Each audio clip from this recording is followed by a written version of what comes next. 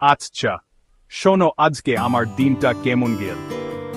সোফার রোদ পড়া জায়গায় ঘুম থেকে উঠলাম, মনে হচ্ছিল আমি এই বাড়ির রাজা। কিন্তু হঠাৎ এসে হাজির আমার বউ। থুকলো, লেজ উঁচু করে, ইয়েন বাড়িটাই ওর। জানো আমি ওকে কি বললাম? ছোট্ট একটা রিকোয়েস্ট, চলো না আগের মতো জানালার ধারে একসাথে একটু ঘুমাই। শুনলো,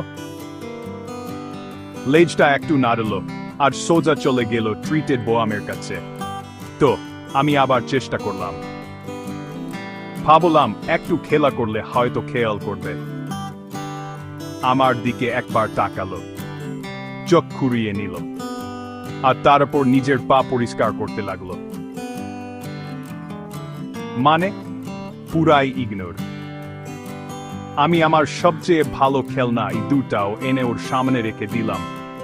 একবার শুঁকলো, তারপর সোজা চলে গেল।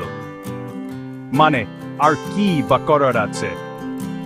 আগে ওখন একা ছিলাম, তখন আমি ছিলাম সবার ননের মনে, সবাই আমাকে আদর করত। এখন আমি শুধু বউয়ের পিছনে ঘুরঘুর করি, একটু খেয়াল করবে এই আশায়।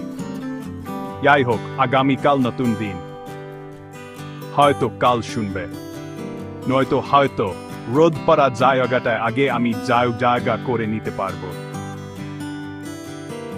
আমার জন্য দয়া করো। তোমাদের ঘরেও যদি এমন জেদি বিড়াল থাকে, কমেন্টে জানি। আমি জানি আমি একা নই।